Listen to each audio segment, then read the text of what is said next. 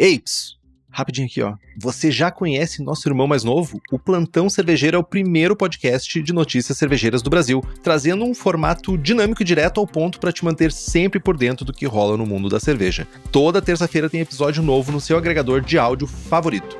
Dá o play e fique atualizado.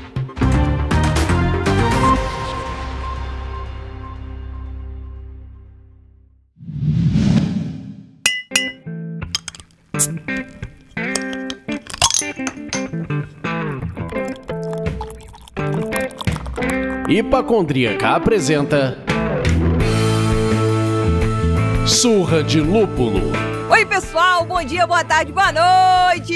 Eu sou Ludmilla, mais conhecida no Instagram como Hipacondríaca. E no programa de hoje, meus amigos, viajamos sem sair do lugar para Nova York para conhecer uma cervejaria americana que tem um toque brasileiro, Henrique? Swing brasileiro? Remeleixo brasileiro? Alô, Loite, eu sou Henrique Boaventura e não sou conhecido no Instagram. E eu tenho saudades da Black Ops. E hoje a gente tá aqui com o Leandro. O Leandro veio aqui especialmente para falar sobre a Brooklyn. Por quê? Porque o Leandro vai explicar para ele o que ele faz lá na Brooklyn. Leandro, por favor, te apresenta o pessoal aí. Oi, pessoal, meu nome é Leandro. O pessoal aqui nos Estados Unidos me chama de Leo, né? Que fica mais fácil. E alguns amigos me chamam de Leco no Brasil. Então é o que você quiser me chamar. Mas eu tô aqui na Brooklyn já tô há 7 anos. Atualmente eu sou o General Manager, né? O gerente geral do nosso tasting room, do nosso bar e da loja. Então, administrando o nosso time aqui, né? Gerenciando desde, né, os nossos vendedores, né, a nossa loja, a parte criativa das nossas experiências também. A gente tem um time, a gente tem um departamento todo. E também pensando também nos produtos, né, principalmente produtos na roupa, as coisas que a gente vai vender com a nossa marca. E dando umas pitadinhas, assim, né, opinião no que a gente pode fazer de cerveja, de estilos para o bar. Eu sou o cara que mais, quando eu tenho um tempo, abro uma cerveja, vou lá falar com os cervejeiros que estão tomando cerveja já desde as 3 horas da tarde na cervejaria, eu vou lá encher o saco deles para pedir, ó, pô, faz aí uma Pilser, uma Czech Pils, faz um negócio legal pra gente. Aí eles, não, dá muito trabalho, ou não, faz uma IPA legal. Então eu vou lá perturbar um pouco eles pra ver se eles conseguem fazer uma cerveja, uns estilos mais bacanas, né, pra gente. O famoso faz pra nós. Você acabou de abrir uma cerveja agora, qual é que você tá bebendo aí pra fazer raiva? Isso, ó, então... A gente tá num momento que a gente está pensando em muitas mudanças, inovações dentro da cervejaria. Eu acabei de abrir uma cerveja que, na verdade, não tem nome, né? O nome dela, na verdade, chama-se Batch 001. A gente tem investido bastante em cervejas sem álcool e cervejas de baixo teor alcoólico. Então, a gente está fazendo alguns testes em algo que não é sem álcool, mas também não tem um teor alcoólico muito elevado, porque eu acho que muita gente às vezes chega aqui na cervejaria, ou mesmo em casa, né, quer tomar uma cerveja numa segunda-feira ou terça-feira, mas não quer ficar bêbado ou ficar grog, né, pro dia seguinte de trabalho. Então essa aqui é uma Pale Ale, o teor alcoólico dela tá em 2,5, ela tá bem fresca. A gente recebeu esse lote na metade do mês passado, de maio. E esse é o primeiro que a gente está bem testando mesmo. A gente vai ter um segundo lote de teste também no bar. E depois a gente vai vender aqui localmente em um dos nossos parceiros até a gente conseguir chegar à receita perfeita, né? Tapa na cara da sociedade agora, gente. Ludmilla e eu domando água e Leandro tomando um lote experimental de uma Pale Ale de 2,5%. É a tristeza. Pois é.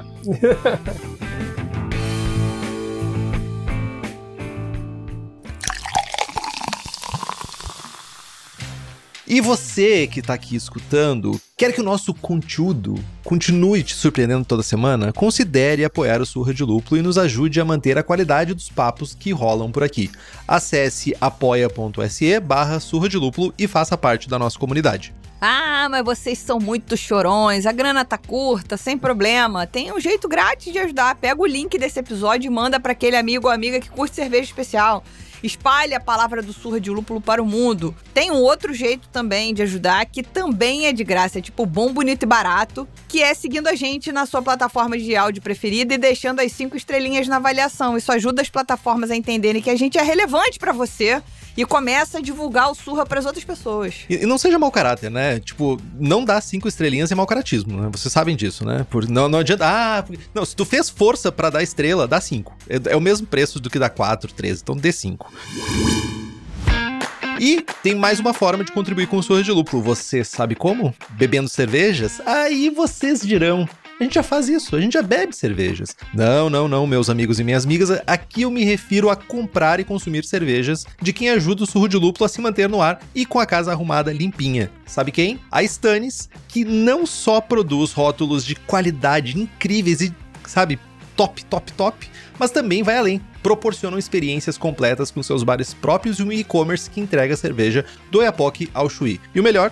Quem tá nos ouvindo pode aproveitar o cupom SDL12 para garantir 12% de desconto em qualquer produto do site. É o site Stannis.com, Stannis com 2 N's. Então corre lá e compra as tuas cevas. É isso.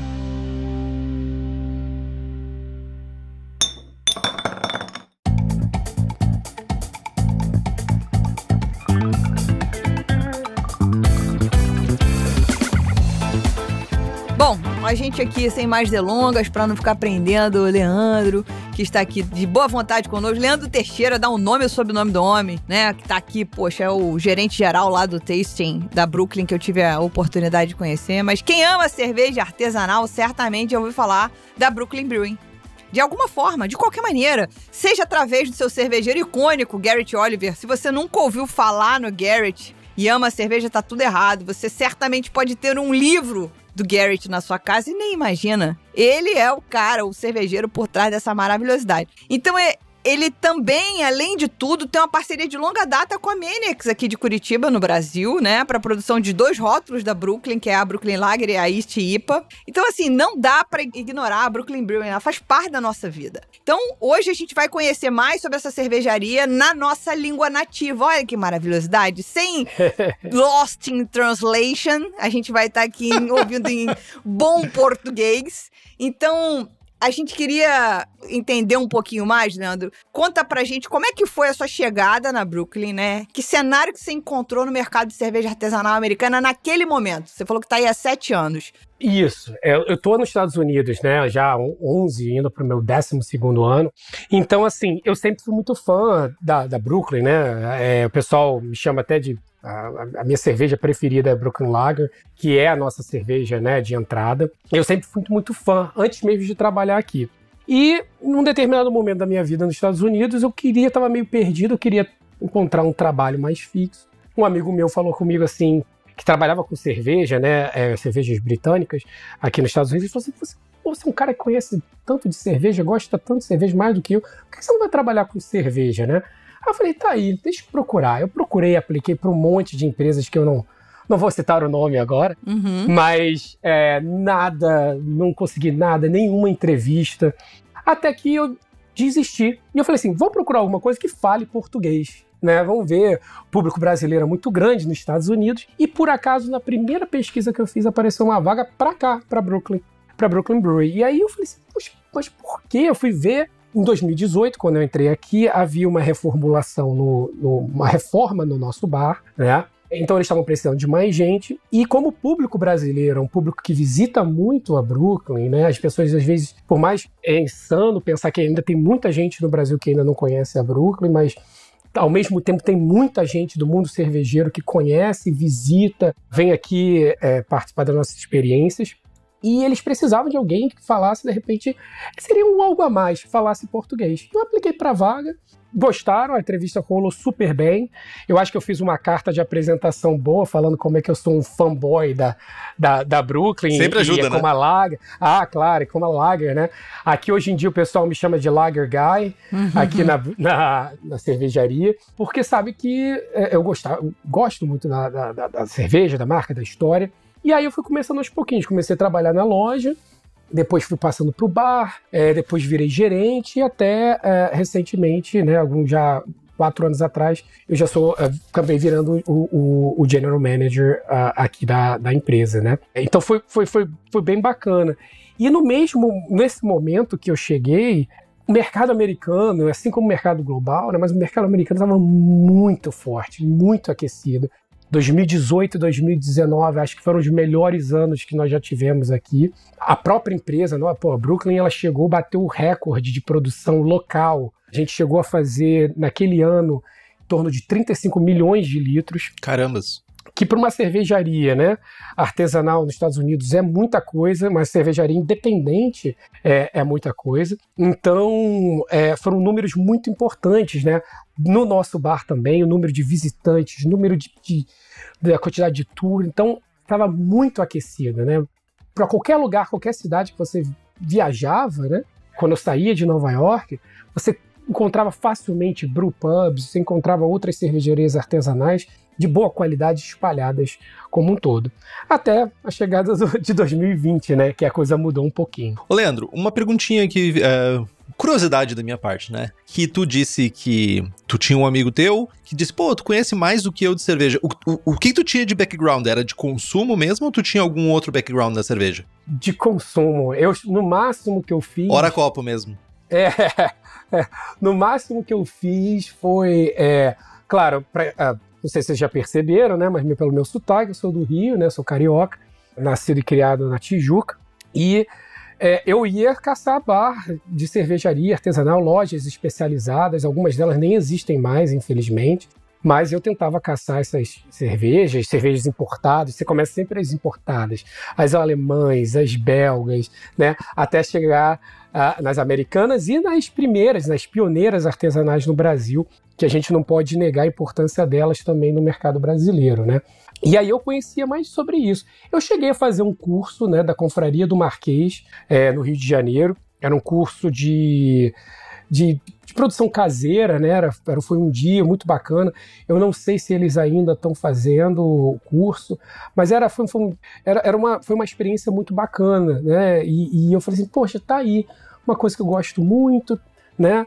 Você experimentar fazer cerveja, eu já comecei a ter ideias, já ia comprar panela, ia procurar um monte de coisa, e logo depois eu acabei me mudando para os Estados Unidos. Aí foi uma pausa, né, momentaneamente no Leandro, né, mestre cervejeiro de fundo de quintal, e o Leandro começando a trabalhar numa cervejaria, numa marca grande, né? Saquei. E tem uma parada interessante também, né, que tu falou sobre, acho que foi a Lud, na verdade, falou sobre o conhecimento da marca Brooklyn, né? Teve um momento da Brooklyn no Brasil que ela era gigantesca, tinha muita presença, principalmente com esses rótulos especiais, né? Black Ops, tem até a Soraki Ace também, né? Isso, tipo, esses rótulos eram muito bem falados na boca das pessoas que conheciam, eram rótulos muito confirmados quando tu queria acertar com uma cerveja, né?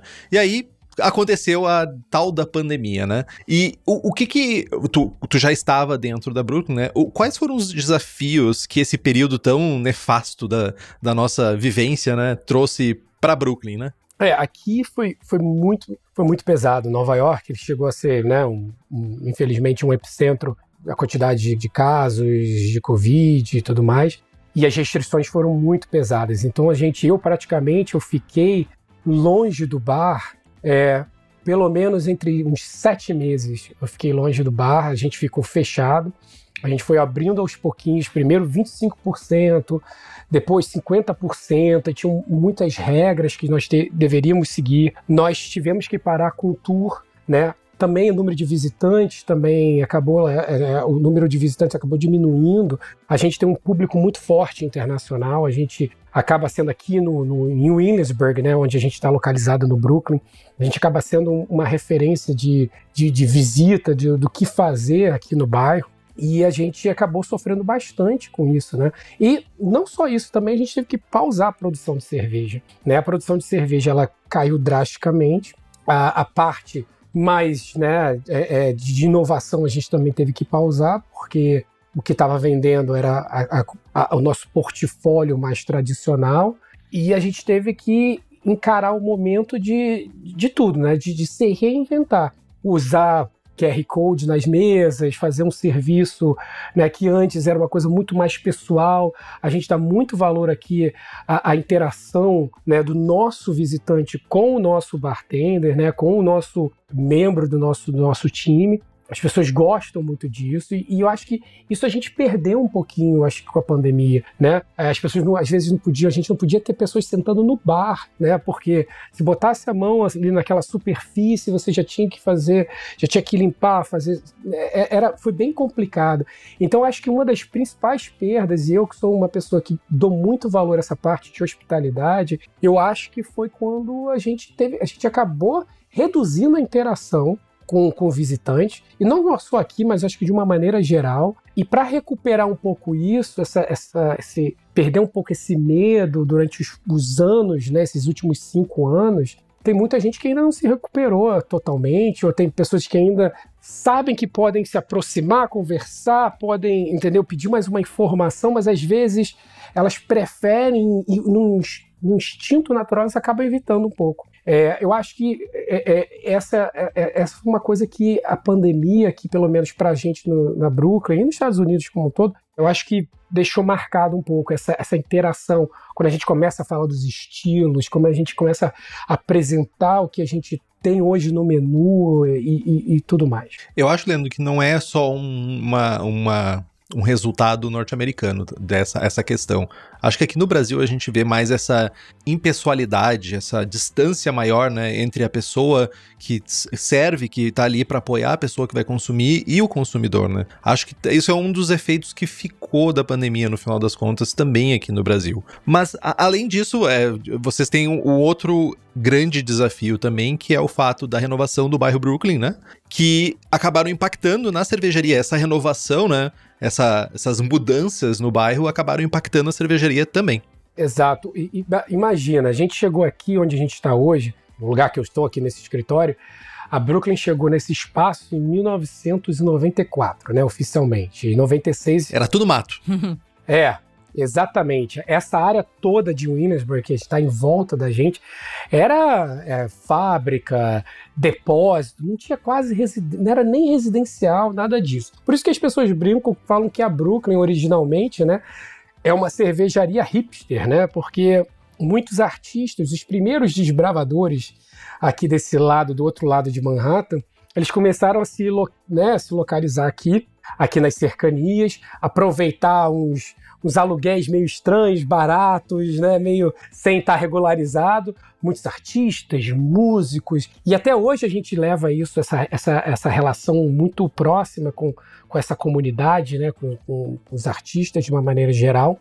E eu nunca vou esquecer, essa semana passada, o Steve Hindi, né, que está aposentado, um dos nossos fundadores, ele estava aqui, por acaso encontrei com ele, troquei umas palavras com ele, e a gente estava conversando sobre isso. Ele estava contando como é que as primeiras pessoas chegaram aqui, né? Elas chegaram na Brooklyn, quando a gente estava produzindo em 96, no final da década de 90, elas simplesmente não tinham para onde ir. Então elas falaram assim, a gente pode vir aqui no domingo? Posso trazer meu cachorro? Posso trazer minha família? E pode. E aí a gente tinha 1, 2 cervejas, né? A gente tinha a Lager, a gente tinha, de repente, a Brown Ale, que foi a segunda cerveja, umas 2 cervejas, e a gente começou a vender, as pessoas começaram a curtir, e a partir daí, por isso que teve essa identificação muito grande. Só que passa-se o tempo, a especulação imobiliária vem de uma forma avassaladora para dentro do Brooklyn, de uma maneira geral, dentro dessa área. A gente tinha um depósito, inclusive, imagina, a gente tinha um depósito que a gente começou pagando um X pelo metro quadrado e depois a gente começou a pagar no final, quando a gente entregou em 2020, a gente estava pagando 60 vezes mais pelo metro quadrado, entendeu? Assim, então foi uma mudança muito grande e inclusive impactou na nossa produção aqui, porque a gente não tinha onde estocar, a gente começou a perceber que valia mais a pena a gente começar a produzir coisas inovadoras, né, num espaço menor. Uhum. A gente tem uma outra empresa, né, uma empresa que produz para a gente em larga escala, que é a FXMed, que ela produz em larga escala para distribuição. E aí a gente começou a ver e falou assim, poxa, por que não virar mais um local de pesquisa e desenvolvimento? Chegou agora o tempo do aluguel, né, do nosso contrato vai expirar, E aí a gente pensou, pô, vamos para um espaço novo, vamos para um espaço para ser nosso. Então, a Brooklyn, a gente está se mudando para o final desse ano, início do ano que vem, a gente está mudando para um espaço novo na mesma área, no mesmo bairro, mas com um conceito diferente, com um bar super legal, com uma área de produção também muito legal, com ideias e experiências novas que a gente quer proporcionar. Então a gente ainda tem a identidade local, a gente ainda vai ficar aqui, mas a gente tem que adaptar um pouco para a realidade, né, do consumidor, o que os nossos visitantes eles querem, porque hoje em dia nossa cerveja você pode encontrar em mais de 30 países no mundo. E às vezes a pessoa quer vir aqui, quer tomar a mesma cerveja ou espera tomar uma coisa diferente toda vez que ela vier aqui nos visitar. Eu acho que é importante pontuar com esse histórico que o Leandro trouxe pra gente, falando da Brooklyn desde 1994 nesse mesmo lugar, e falar que a gente está conversando sobre 31 anos de existência no mesmo lugar, onde o Brooklyn mudou absolutamente por conta da tal da gentrificação. Não cabia mais ninguém em Manhattan.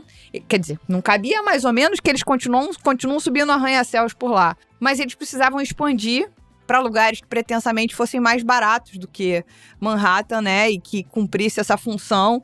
E aí, assim, o que está acontecendo no Brooklyn atualmente também, pelo que eu leio, tá? Você que mora aí, você que mora em Nova York, você que mora aí, trabalha no Brooklyn, vai saber disso melhor do que eu, os preços no Brooklyn estão ficando caros para quem morava nessa região, ou seja, as pessoas estão sendo obrigadas a sair desse lugar. É um exemplo, a Brooklyn está saindo do imóvel que ela inicialmente não pensou em sair. Tá indo para um lugar melhor. Vocês estão ressignificando esse outro lugar, criando um espaço de experimentação, como você falou. E aí vai ter ambiente de restaurante, vai ter visitação, vai ter um monte de coisas que vocês estão ressignificando. Mas, inicialmente, se ninguém fosse mexer com vocês aí, vocês falam, porra, eu tenho 30 anos de história aqui, por que eu vou sair? Exato. Né? Então, acho que o Brooklyn tá passando por esse momento dúbio, meio azedinho doce, de estar se desenvolvendo muito, ter muitos prédios novos. Quando eu estive aí recentemente, você olha ao redor, tudo é obra, ou são prédios muito novos já, né? Que eu fui no Pier, que tem uma The Other Half também, que é perto de um restaurante mega gostoso de italiano, Missy.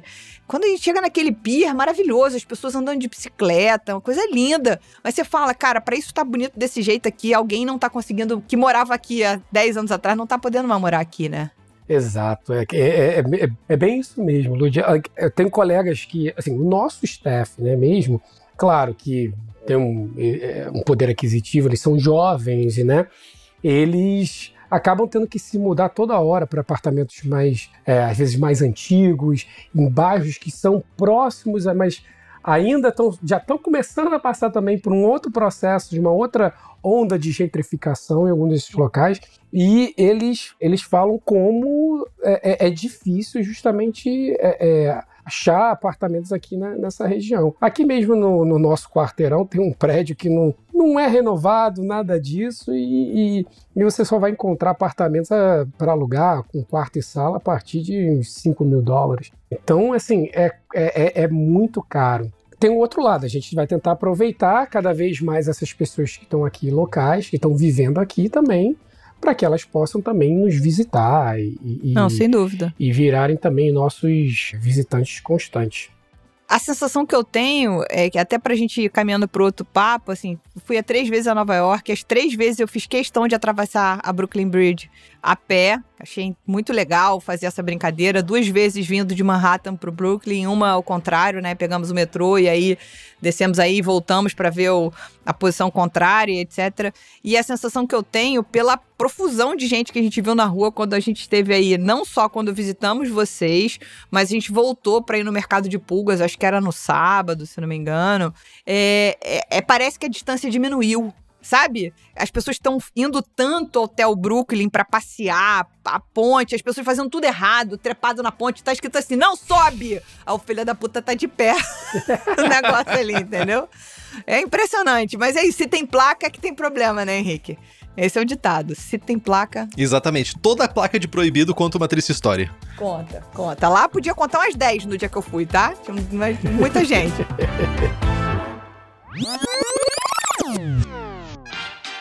Ei, Você tá atrasado, hein? O clube lá do P, IPA Edition, tá quase fechando as portas. Um projeto da Prússia Beer para quem quer experimentar 6 IPAs diferentes, feitas com a mesma base e leveduras variadas. Uma verdadeira viagem sensorial. Além disso, todo mês tem encontro técnico ao vivo com quem criou a receita. Último dia para entrar, 25 de julho. Corre que depois disso, já era. O link tá lá no Instagram da Prússia.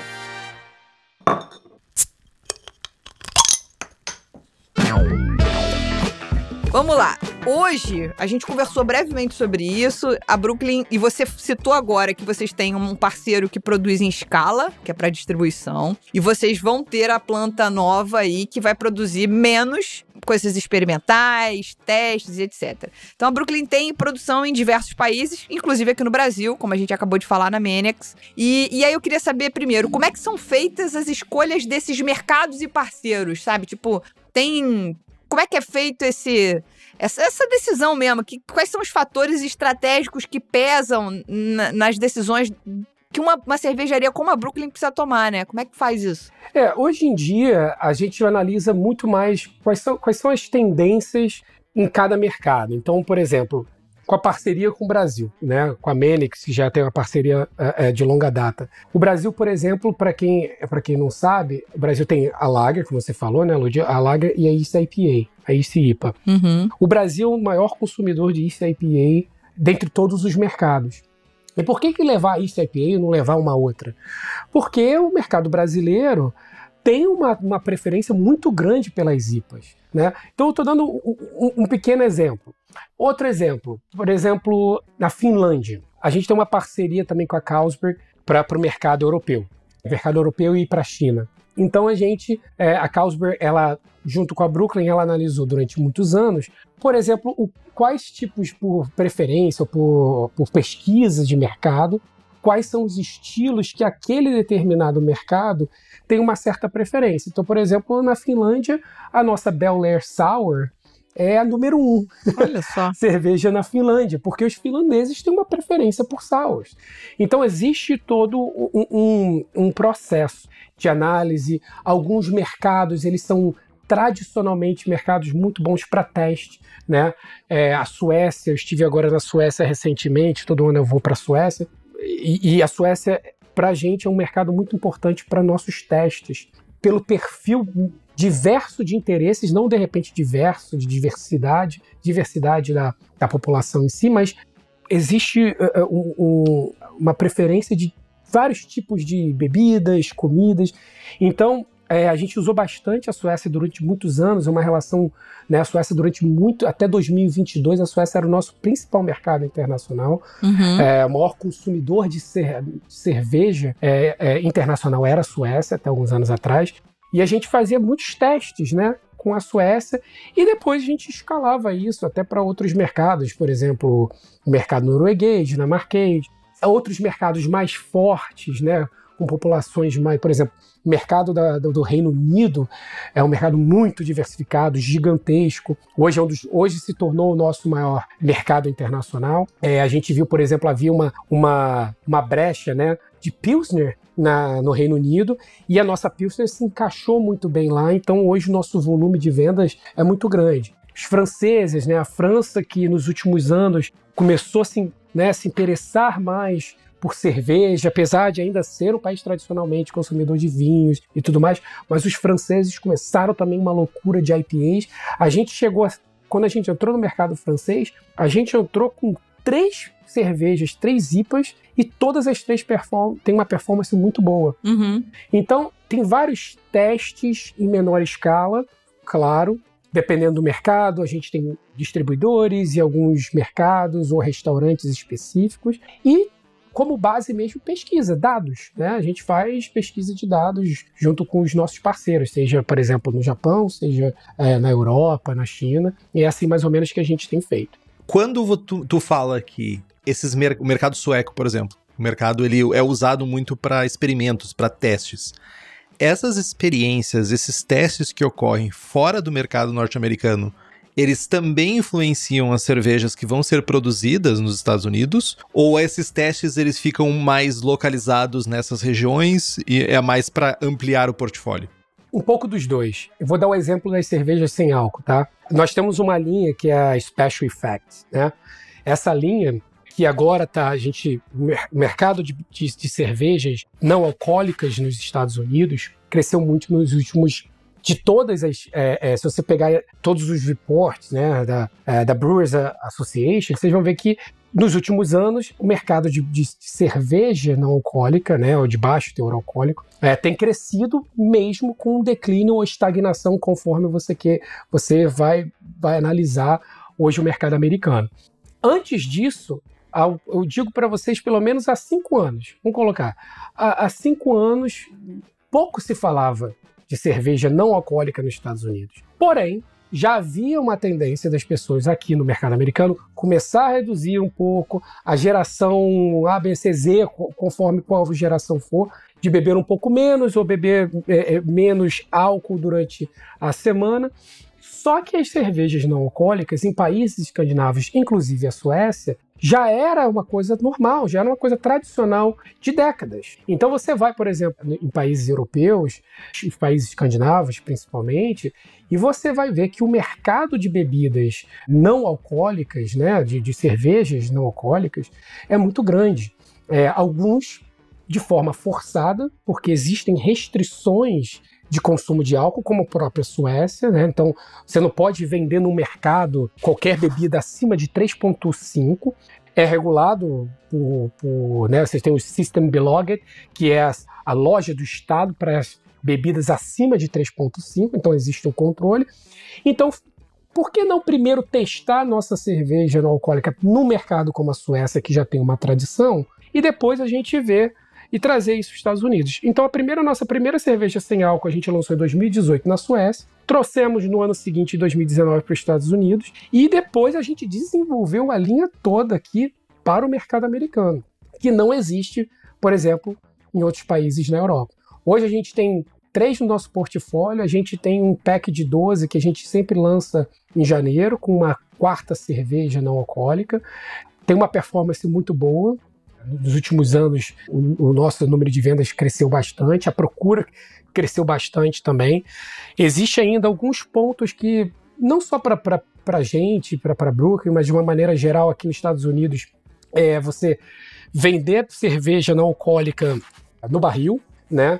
E isso é uma coisa que a gente já tentou nos Estados Unidos, mas é complicado, o tempo, a carbonatação ela não é a mesma, ela não fica a mesma, então você tem uma perda um pouco maior do produto, né? Outros países conseguem, na Europa, por exemplo, nossos parceiros conseguem muito bem fazer isso, mas são coisas que a gente ainda está pesquisando e ainda desenvolvendo ainda, e vendo as tendências também do mercado. Deixa eu só fazer um comentário sobre essa questão. Você começou bebendo uma cerveja, esfregando em nossa cara. Vou pegar outra, hein? Que ele tá isso que eu ia falar. Eu tô só vendo a cadeirinha dele. Eu vou pegar mesmo. Sumir do vídeo. Só vendo a cadeirinha dele. Peraí que eu vou sabrar uma Special Ops aqui. Pá! Eu tô vendo ele sair do vídeo. Ele tava bebendo uma cerveja igual, que ele falou que vai beber a próxima agora, daqui a pouco. Vou até deixar ele abrir, ó. Maldito. De 2,5 de álcool. E os Estados Unidos a gente tem falado disso aqui, né? É profundo consumidor de cervejas de baixo teor alcoólico, as chamadas cervejas light, né? Nesse sentido de pra beberrança mesmo. Que eu achei que fosse mais simples pegar aí a não alcoólica e pelo visto, pelo que você falou, essa onda tem 5 anos, que é mais ou menos a onda do Brasil também, quando a Heineken Zero chegou por aqui em 2020 e a gente começou a de fato olhar para sem álcool dessa maneira. Você não acha que seria mais simples a Brooklyn, não tô falando para não investir na sem álcool, mas trabalhar as cervejas de baixo teor alcoólico, sabe? Esse é a nossa próximo alvo, né? Qual é o dilema, eu acho que para muitos, das pesquisas que nós fizemos recentemente. Tem muita gente que até bebe a cerveja sem álcool. Uhum. Mas se você for pensar, muitas vezes você toma uma cerveja sem álcool, uma segunda sem álcool, e aí, de repente, às vezes, você acaba parando, né? Você não é uma coisa que você vai beber, às vezes, várias de uma vez, né? Só que do que os dados mostraram para a gente é que, ainda assim, seja Brooklyn, seja a Athletic, que é a maior cervejaria não alcoólica hoje nos Estados Unidos, com dinheiro pesado de investimento de conglomerado grande americano, ou até cervejarias artesanais. Uma das cervejarias artesanais é uma cervejaria chamada Best Day Brewing, na Califórnia, que ela faz cervejas não alcoólicas maravilhosas, né? Mas muita gente ainda sente que essas cervejas sem álcool, a 0,5 ou a 0,0, ainda está faltando um pouco mais de sabor, né? Então muita gente fala um pouco sobre isso, né? O que seria ainda uma coisa que tem um teor alcoólico, mas que não vai te deixar grogue, não vai te deixar pesado, que ainda vai ser uma coisa suave, leve, né, para beber, mas ao mesmo tempo vai te dar um sabor. Então, nós fizemos, desde o início do ano, isso é uma coisa muito legal aqui da Brooklyn, que ela te convida pessoas de todos os departamentos, do bar, da produção, do marketing, de vendas, de operações, para a gente experimentar. Porque essa é a dinâmica. A gente não precisa só vender cerveja para quem é conhecedor, sommelier, cicerone. Não, a gente vende para todo mundo. Essa é a coisa bonita da indústria cervejeira. É para todo mundo, tem que ser para todo mundo, né? E nessa, a gente foi testando, fazendo experimentos, misturando cerveja. É assim que às vezes a gente faz. Pega a cerveja sem álcool, faz um meio a meio com essa aqui. Uma serve de base, né? Uma sem álcool de base, e serve com essa. E nessa aqui que eu tô bebendo agora, que é a Bet 001, a gente basicamente achou uma cerveja, um dos melhores receitas. A gente tem uma cerveja chamada The Stonewall Inn IPA, que é uma parceria de anos que a gente tem com o Stonewall Bar, né, aqui em Nova York, e que é uma IPA bem cítrica, uma session, quase uma session IPA, e a gente misturou e todo mundo adorou. Por quê? Porque ainda é uma cerveja que te dá aquele sabor do lúpulo, é uma cerveja que não te deixa pesado, né? Claro que a gente ainda vai aperfeiçoar, vai trazer outros estilos e ver o que a gente pode fazer. Eu sou muito fã de American Light Lagers, mas o problema é que para você encontrar uma legal, uma gostosa para você beber, sem ter que botar ela muito gelada, né? É difícil de se achar. Uhum. Então, eu acho que é um próximo passo que a gente vai tentar. Hoje a gente está gravando hoje, a gente acabou de receber, a gente fechou a nossa produção, já para ir para o espaço novo, mas a gente acabou de receber uma cozinha nova piloto.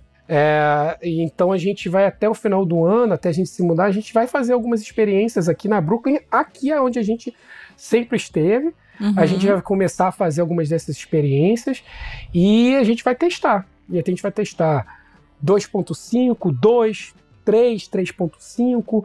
E essa é a graça de você ter um espaço de pesquisa e desenvolvimento, né? A ciência envolvida nisso. E o interessante também é que a gente vê uma empresa grande que tem cervejas icônicas com teor alcoólico maior, né? Tipo, até a Black Ops que eu tava falando, uma cerveja bem mais alcoólica.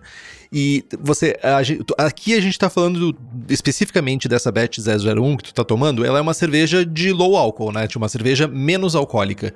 Que é uma coisa que no Brasil ainda tá engatinhando. Podemos chamar assim, né, Lud? Tá começando devagarzinho isso. Sim. A não ser que seja um estilo de cerveja de baixo teor alcoólico que eventualmente vai ter no tap room ou em lata, a gente não tá vendo um esforço de transformar estilos mais com padrão, né, de teor alcoólico 5, 5,5 e trazer eles pro mundo do 2, 2,5. Mas a gente vê um movimento semelhante com as cervejas sem álcool daí. Aí a gente vê as cervejarias trazendo isso pro portfólio.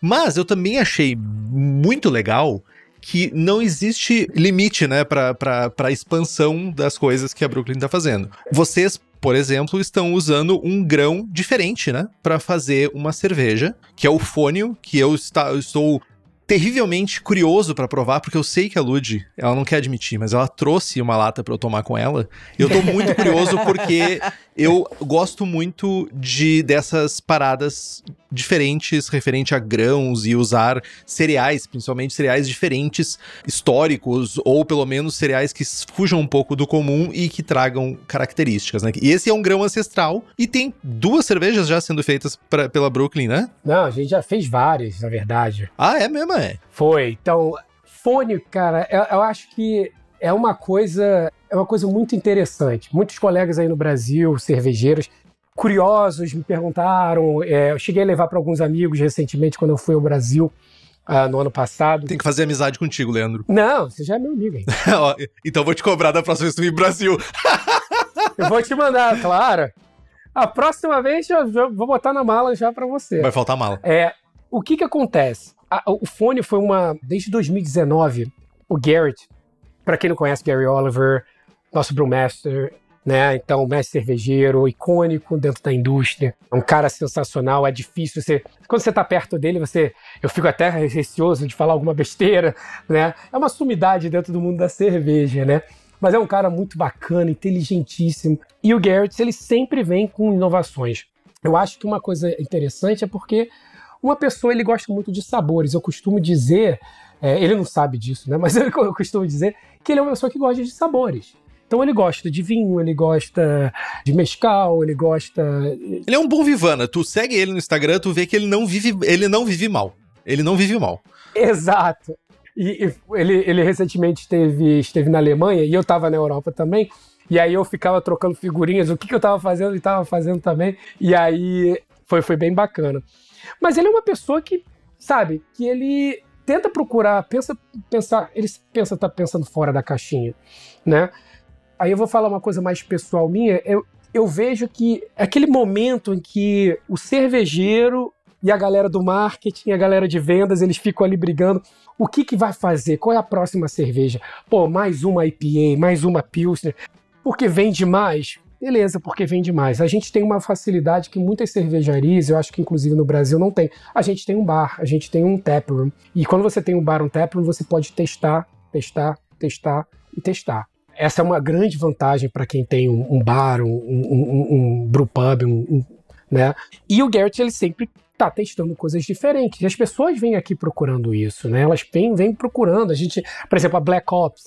A pessoa bebe a Black Ops e às vezes ela, pô, isso é uma cerveja? É uma cerveja, entendeu? E é legal para você explicar qual é o contexto da cerveja. Pois bem, uma das pesquisas recentes, em 2019, o Garrett conheceu o chefe Pierre Thian, que é um chefe de cozinha senegalês, e ele estava num jantar e o chefe Pierre mostrou o fone pela primeira vez. Fone, para quem não sabe, é um super grão da África, né? Mais ali do Golfo ali da Guiné, Senegal, Mali, países daquela área ali. E ele é um grão de mais de 5.000 anos, né?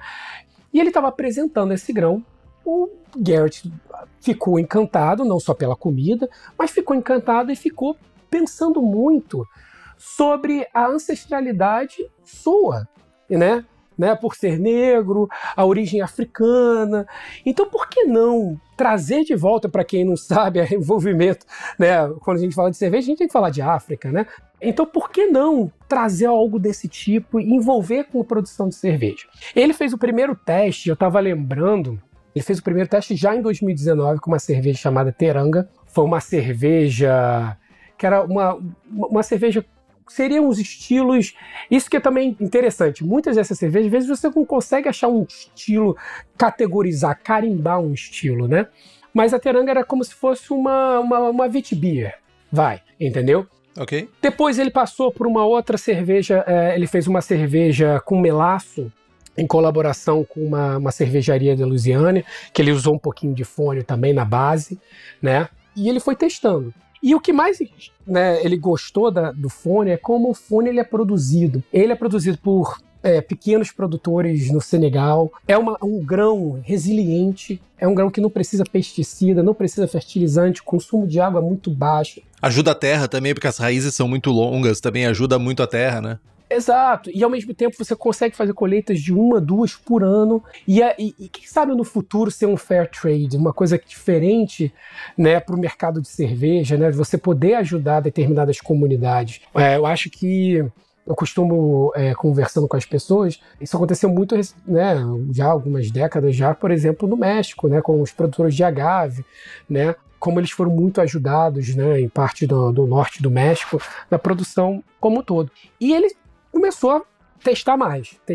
Então o fônio, você adiciona na base da cerveja, junto com o malte. Em forma de malte, de fônio ou em grão in natura? De grão do fônio. In natura. In natura. Ok.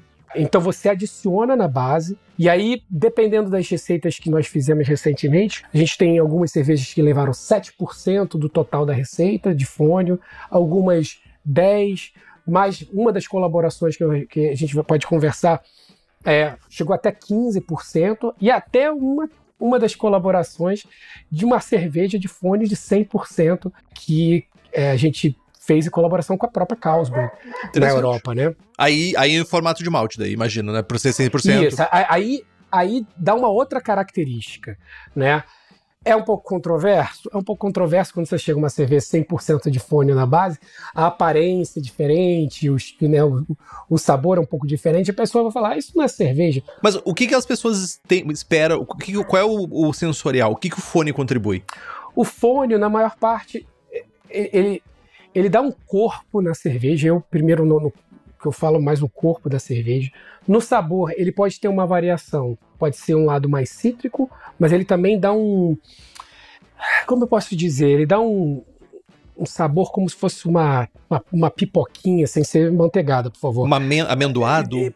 Um pouco também. Então, isso vai casar diretamente com o estilo que também você estiver fazendo. Então, por exemplo, o Garrett completou 30 anos com a Brooklyn no ano passado, e ele fez essa campanha Brewing for Impact, usando o fônio. Ele fez uma série de colaborações com várias cervejarias no mundo.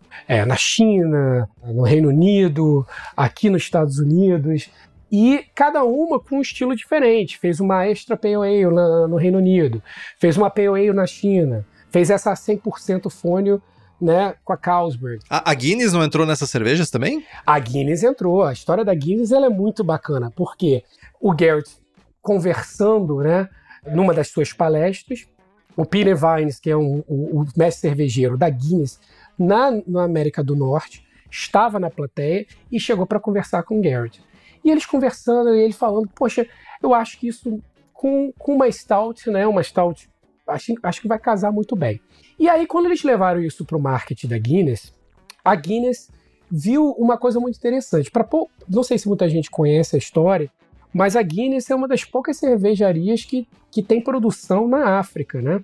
Então ela tem um estilo que é a Guinness Foreign Extra Stout, que ela é brutalmente consumida em alguns países da África, principalmente na Nigéria, onde eles têm a produção. E, ao mesmo tempo, historicamente, tem a West Indian, né, Stout, que é uma outra cerveja feita para o mercado carimbenho da Guinness, também histórico.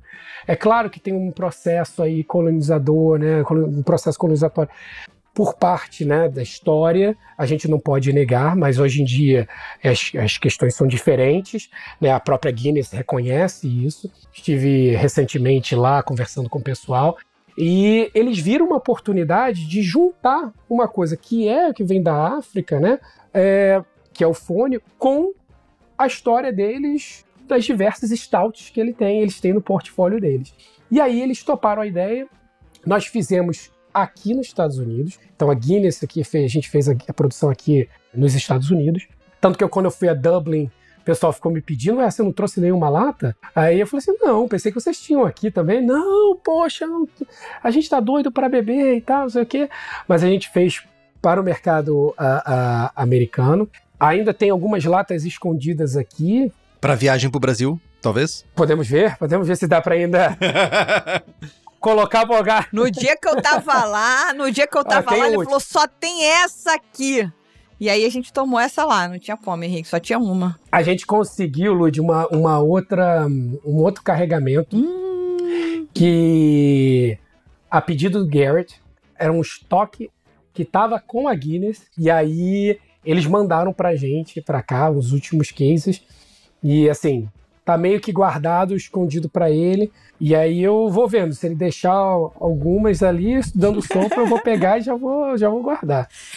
vida, Brasil, vida, coisa linda. Agora, o que ele citou da África sobre a Guinness, quem ainda não sabe da história, a gente já fez um programa, Cada Cerveja é uma História, sobre a Guinness, e esse foi um dos pontos que tratamos lá, né, sobre a presença marcante da Guinness na África, esse grande mercado para ela, e inclusive com a produção, como o Leandro citou. Então, quem ainda não ouviu, volte a algumas casas e ouça o Cada Cerveja uma História, a história da Guinness. E aí, enfim, você está satisfeito com a questão do fone, meu amigo? Falta satisfazer a minha vontade de prová-lo, mas até o presente momento, sim, eu estou satisfeito. Então, mas pensa só, quando esse programa for ao ar, você já vai ter se refrestelado com as latas, que eu tô escondendo essa lata aqui, que alguém passa na minha cervejeira ver Brooklyn e não quer nem saber o que é. Tem Brooklyn? Eu falei, não, gente, não. Eu não sei porque não botou no fundo. É porque eu também quero me amostrar. Ah, entendi. Fundo falso. Olha, e vou falar, uma das latas mais bonitas que eu já vi. Tem que ser bem justo, foi um design feito pelo time da Guinness. Claro, tudo que envolve nossa logo, né? E vice-versa, né? A gente sempre tem que analisar, mas é linda. Eu acho que eu esqueci de tirar uma bolsa dela. De repente, acho que eu tenho aqui. De repente eu levo uma pra você. Tem uma bolsa ainda da festa de comemoração. De repente com algumas latas, mas algumas latas escondidas dentro. Não, gente, olha só. Eu tô quase, assim, vou cotizar aqui, Henrique. Eu e você, a gente paga a passagem dele pra ele vir e carregado. Mas, Lúcio, ele vai vir. Ele vai vir, ele disse que ele vai vir pra cá. A gente só tem que lembrar ele quando ele vem. Mas ele veio ano passado. Brasileiro visita a família quando tá fora do Brasil de 5 em 5 anos. Mas ele deve... Olha só, a cerveja mesmo talvez não venha tanta. A gente pode focar na cerveja e deixar ele focar nas outras coisas. Vai vir um monte de outras paradas, cara e tal. A gente foca só na ceva. O Leandro é um anfitrião terrível, Brasil. Terrível no que... Pô, olha, não vou nem ficar fazendo propaganda não, pra não ter uma galera batendo na porta da mulher. Leandro, tudo bem? Deixa o cara lá, deixa ele quietinho lá pra mim.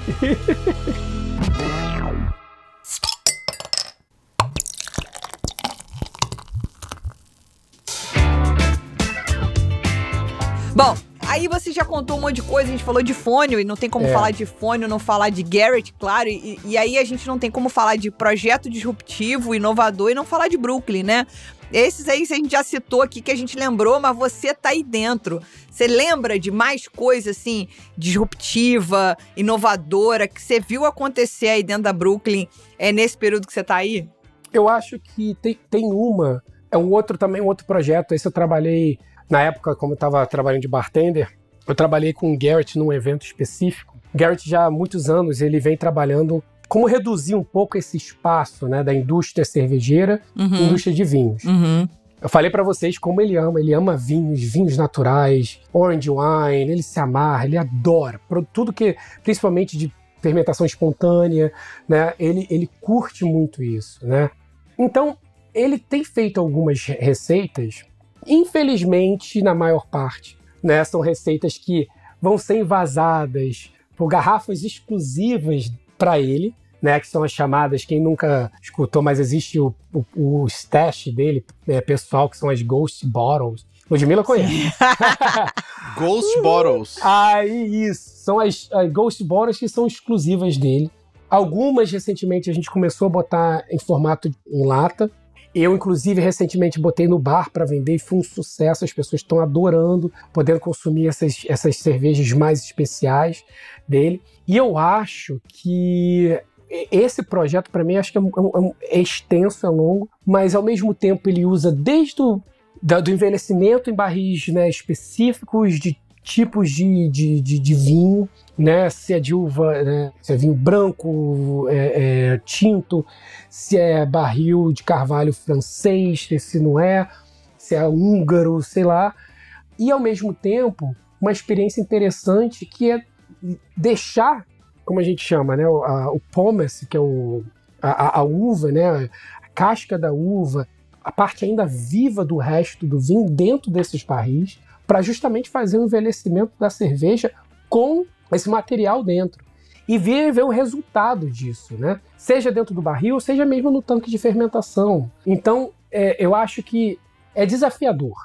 É disruptivo, quando a gente fala às vezes disruptivo, eu acho que recentemente, já tem alguns anos, a gente se envolve muito em projetos locais e com comunidade. A gente desenvolve cervejas que vão servir de auxílio para determinadas fundações, para levantar fundos para pesquisas. A gente citei The Stonewall Inn, que é uma cerveja que, inclusive, é uma coisa muito debatida no atual momento aqui nos Estados Unidos, sem entrar no mérito político e tudo mais, desculpa, mas é uma questão que a gente tem uma parceria muito forte com o The Stonewall Inn Bar, que é um bar LGBT, e que eles promovem, né? Esquece o que for, mas eles promovem, eles têm uma fundação que assiste muito a grande parcela da comunidade que é deixada de lado, e uma cerveja que é produzida para que as pessoas vendam, e tem, né, para angariar fundos, para ajudar pessoas a pagar plano de saúde, né?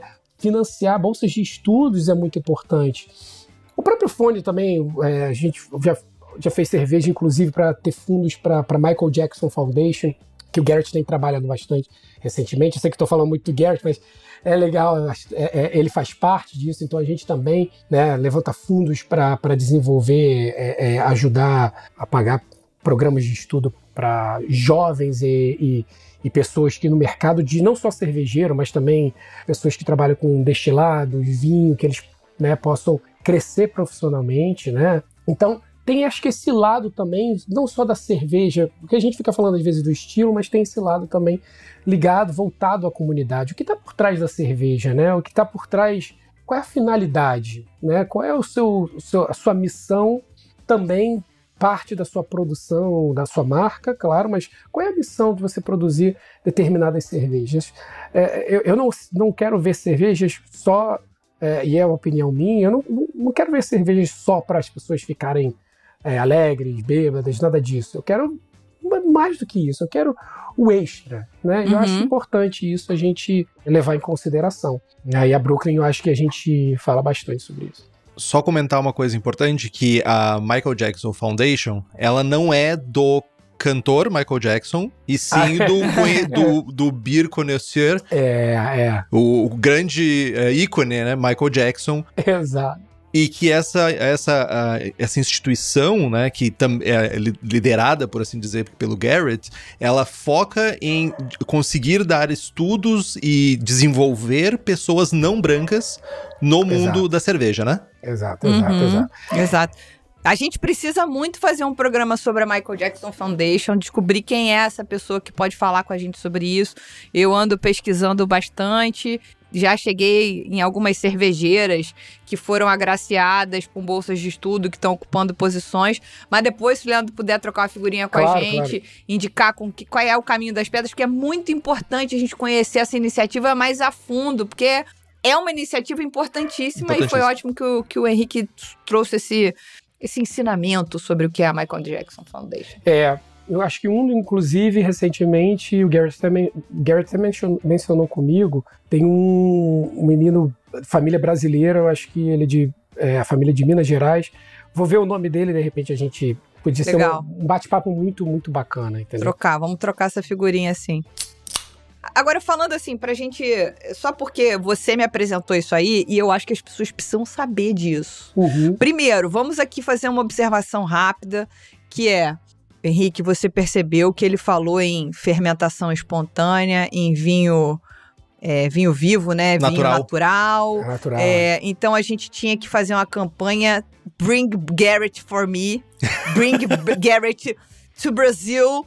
Porque você imagina levar o Garrett na Coisa Linda, nas Alás. Ia pirar. Né? Não, o Garrett nas Alás, na Coisa Linda... Ele ia enlouquecer. Henrique, é meu sonho. Eu queria muito... Comendo ostra lá com tainha, imagina? Nossa. Não é teu sonho mais, Leandro, é meu sonho, é o nosso sonho, é o vosso sonho. Vamos trazer o Garrett. Sabe o que eu fiquei pensando? Eu levar o Garrett lá naquela... Onde ele colhe as amoras. É a amora que ele colhe pra fazer a macacada? Que é da família dele, que é um pomar de amora. Ia dar muito bom. Não, loucura total. E aí... primeiro isso, né? Primeiro vamos guardar essa informação, todo mundo que ouvir aqui, a gente vai mandar esse programa pro Fabrício das Alais, a gente vai mandar esse programa pro Tainha, fala assim, gente... Garrett de sunga em Floripa, essa é a campanha. Calma, homem, calma, porque ele é um gentleman. Porra, ele é quase um gentleman, um sir inglês, você mandando essa braba dele de sunga. Mas enfim, isso é uma coisa. Outra coisa, o Leandro me apresentou uma cerveja chamada Mega Purple. E eu queria que ele contasse o que é a Mega Purple, tanto para o mundo do vinho, quanto essa provocação na cerveja, porque é uma coisa inovadora e disruptiva, falando já de tecnologia e futuro, para depois o Henrique pegar e dar o desenlace final nesse programa. Vamos lá, Mega Purple.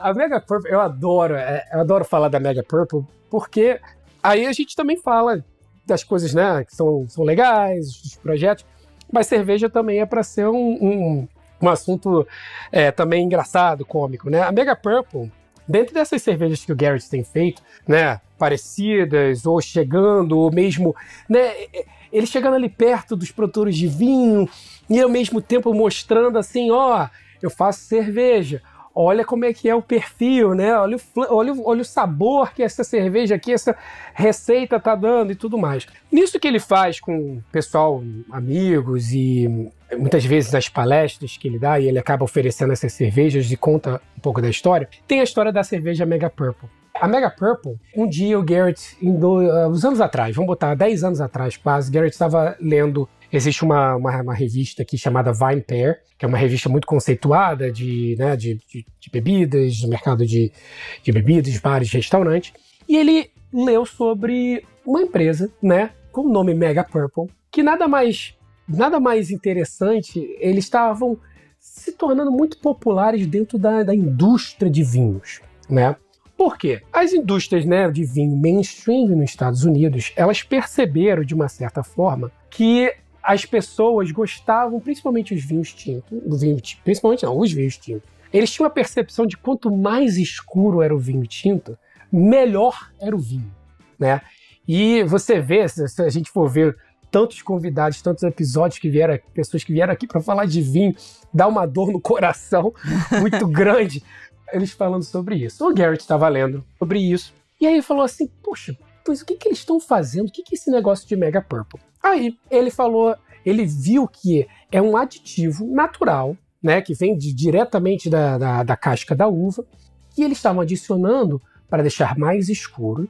E, ao mesmo tempo, como o vinho dessas empresas, as uvas estavam cada vez mais jovens, eles estavam saindo muito mais claros, né? Então, eles decidiram adicionar, né? Não dá gosto, não dá sabor, é só puramente cor. É tipo o Sinamar roxo. O Sinamar da Weirmann, que é pra dar cor escura. É tipo isso. Pra dar cor, E aí, foi usado. Um certo dia, ele falou assim, tá bom, eles estão fazendo isso, então eu vou fazer o seguinte. Ele criou uma receita, né? Essa receita, a mais recente que ele fez, foi uma receita em que ele fez um blend de 3 cervejas. Ele pegou uma cerveja, uma White Beer, que inclusive é feita com fônio, tá? Uma White Beer bem bacana. Parte dela, ele envelheceu um pouco por alguns meses em barril de carvalho de vinho francês. A base principal da cerveja era uma Belgian Strong Golden Ale, que para algumas pessoas, essa cerveja aqui, deixa eu mostrar, que para vocês estão vendo, né? O pessoal não vai estar vendo, mas é a Local One na base. Já tomei. E, ao mesmo tempo, a gente fez uma colaboração com a Russian River e a gente tinha uma lambic, que a gente não pode chamar de lambic, né? Para não deixar os nossos amigos belgas chateados, mas uma lambic. E aí ele fez esse blend de 3 cervejas com um sabor absurdo, maravilhoso, em que você tem a acidez ali no ponto da lambic, você tem o corpo, né, da Belgian Strong Pale Ale. E ele falou assim, cara, isso aqui tá maravilhoso, isso aqui é muito próximo, né, de um vinho natural, vivo, né, e tal. Falou assim, mas eu quero fazer um teste. Ele comprou o tal do Mega Purple e botou na cerveja. Pingo Beer. Isso, aí botou na cerveja ficou com uma coloração bacana, mais pro roxo, mas ainda assim, né, uma cor mais escura, e ele saía fazendo degustações, dando para as pessoas. Eu mesmo fiz isso com uma amiga minha que não gosta de cerveja, ficou tomando essa cerveja, né, a noite toda quando veio visitar aqui no bar. Até no final da noite eu falar para ela, isso aí é cerveja. E as pessoas não acreditando sobre isso. E aí, quando ele viu que estava sendo muito interessante, por que não botar atrás do bar? Qual o nome da cerveja a gente vai colocar? Ele falou assim, Mega Purple. Aí o pessoal, mas por que Mega Purple? É o nome do produto. Ele falou assim, não, vamos botar o nome Mega Purple e vamos contar a história. Porque as pessoas justamente estão sendo enganadas. E eu quero provar e justamente catucar, né, esse mercado no setor de vinhos usando a Mega Purple e ao mesmo tempo, né, uma forma de trollar o pessoal e brincar como uma cerveja, dependendo do seu estilo, sabor, pode se aproximar muito daqueles que de repente falam, eu não gosto de cerveja, mas de repente você de repente não achou a cerveja certa pra você. Com certeza, com certeza. Mas olha só, o Garrett tem esse papelzinho de troll, hein? Deu uma trollada na galera. Uhum. E ao mesmo tempo, mais interessante é que quando perguntam pra ele, Garrett, você não tem medo da empresa te processar? Ele falou assim, eu quero que eles me processem. Porque se por acaso eles vierem me processar, eu vou ser o primeiro a ir a público e falar tudo que eu sei do Mega Purple nos últimos anos. Olha aí. Nada como uma pessoa que tem a garantia dele é na cintura, velho. Exato. E ninguém quer falar. E por que ninguém apareceu até agora, né? Hoje não tem nenhuma carta de ninguém aqui, porque na verdade ninguém quer falar sobre esse assunto, né? Então, eu acho que uma das cervejas que eu acho mais interessante, principalmente esse último batch que a gente fez, você fazer um blend de diferentes estilos, isso aí pra mim é claro, você precisa de recursos, não é fácil, mas é muito interessante. E acho que a Mega Purple, eu já experimentei, não canso de experimentar, e o pessoal adora, né? De todas as formas. O pessoal pergunta, quais sours vocês têm? Aí o time que eu comando, muita gente fala assim, isso aqui não é uma sour, mas eu acho que você vai gostar. E o pessoal se encanta, né? Então, assim, nossa, que coisa diferente. Aí você começa a conversar e dialogar, e aí você vai conquistando mais fãs pro nosso clubinho da cerveja, vamos dizer assim, da cerveja artesanal. Leandro, o papo tá muito bom, mas a gente vai ter que já direcionar pro fim aqui, e eu acho que pra encerrar, acho que a pergunta que faz mais sentido é quais são os planos, né, pro futuro da Brooklyn que já estão em andamento por aí, né? Como é que vai ser a nova sede, a área de produção, o bar, o espaço pro público, o que o pessoal pode esperar?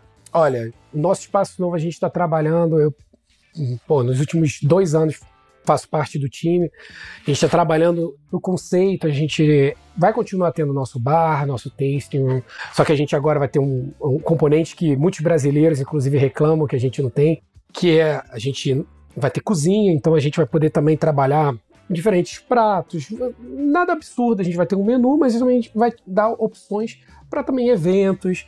Nós vamos ter, por exemplo, principalmente primavera-verão, a gente vai ter um rooftop com um segundo bar, uma vista bem bacana do Brooklyn. A gente vai ter um espaço com uma demo kitchen, né, uma cozinha para experimental, onde a gente pode, o próprio Garrett vai adorar, é um dos espaços preferidos dele, né, que ele adora cozinhar, então a gente vai chamar chefes de todo mundo.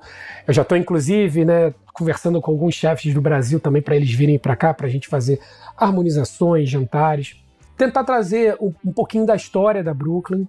A gente vai ter tour, a gente vai ter algumas experiências, a gente tinha um formato específico, né, de tour, com degustação, a gente vai continuar, mas a gente quer mudar um pouco isso, a gente quer aproveitar para ver se a gente faz desde produção, né, no sistema piloto nosso, com algumas pessoas, para mostrar todo o processo, né, ao vivo ali, e assim por diante. A gente ainda tem muitos projetos, algumas coisas que estou trabalhando ainda, né, com meus colegas, então é bem interessante. No lado da empresa, a gente continua, a Brooklyn, ela não investe só em cerveja, né, então a Brooklyn tem os seus investimentos que não são com a marca da Brooklyn, mas são investimentos que para uma empresa do nosso perfil, né, então assim, a gente não é mais gigante, mas é uma empresa de uma marca global e é uma empresa que tenta diversificar o seu portfólio, né? Então a gente tem investimentos em outras áreas, a gente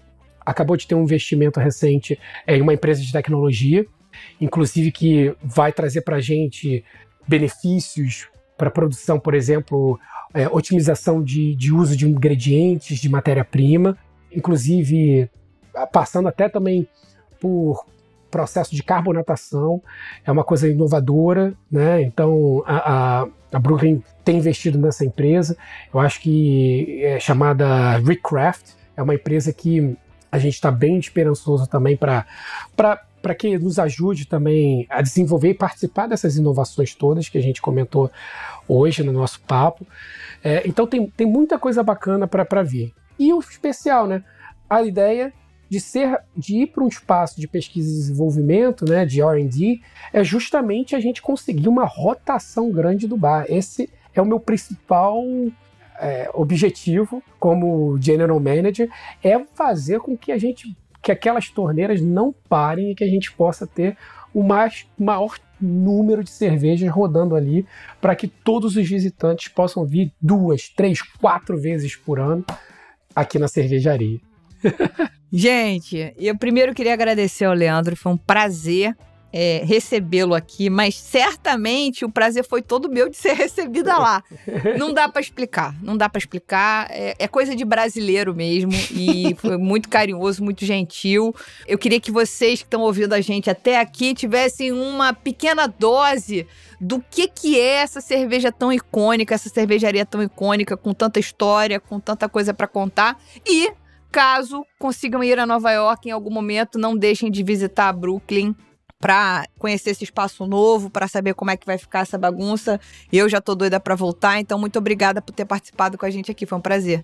Não, eu que agradeço, foi muito bom, a gente podia ficar aqui até, sei lá, altas horas, mas aí eu precisaria abrir mais algumas latinhas de cerveja aqui. Já é muito tapa na cara, a Lud até se afogou ali. Mas eu que agradeço o convite, foi muito bom te receber, Henrique, eu tô te esperando aqui, e a próxima vez no Brasil vou levar umas cervejas, a gente toma. Vou cobrar. Tô doido para experimentar algumas coisas no Brasil, eu falo inclusive pro pessoal, gente, quando tô no Brasil, tento visitar o máximo possível, tento consumir o máximo, né, que eu posso de cervejas artesanais, quando eu tô, agora mais no Rio, né, mas quando eu vou a São Paulo, eu tento ir em algumas cervejarias também em São Paulo. Eu acho que a gente tem que valorizar cada vez mais as cervejarias no Brasil, porque eu posso, até a nossa produção é um desses exemplos. Se você encontrar Brooklyn, vendendo aqui um pouco o meu peixe também, mas encontrar Brooklyn também no Brasil, é de qualidade absurda, porque é difícil você comprar ingredientes no Brasil, né? A gente sabe como é que é difícil pro empresário cervejeiro comprar malte, comprar lúpulo, né? Achar aquela levedura perfeita, então sempre dá uma valorizada. O pessoal às vezes fala, mas lá no Brasil custa 40, 30, 40, eu falo assim, se você procurar, você consegue às vezes encontrar coisa boa, um pouquinho mais barato, mas dá uma valorizada, ajuda, entendeu? Ajuda o pessoal da indústria, as pessoas que trabalham atrás do bar, as pessoas que estão fazendo a cerveja, não deixa de lembrar de todo o processo. É isso. É isso aí. Desde a produção até a torneira e a pessoa que está te servindo. Então valoriza um pouco isso. Se eu puder dar esse recadinho final, acho que é bacana. E eu agradeço a vocês dois e um grande abraço para vocês. Tamo junto. E se você ouviu a gente até aqui, lembre-se de participar conosco das nossas redes sociais, @Surra de Lúpulo, tanto no Instagram como no TikTok. Tem alguma sugestão de pauta e convidados? Manda e-mail para contato @surradelupulo.com.br. É isso. Ô Henrique, até semana que vem? Até semana que vem.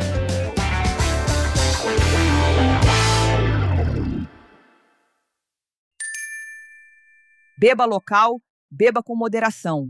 Este podcast é produzido pela BAC Produções e Comunicação e está disponível no Spotify, YouTube ou na sua plataforma de áudio preferida. Na nossa equipe, contamos com a colaboração de Henrique Boaventura, Ludmila Almeida, Gabriel Gurian, apresentação, redação, blog e Rubens Reis na edição.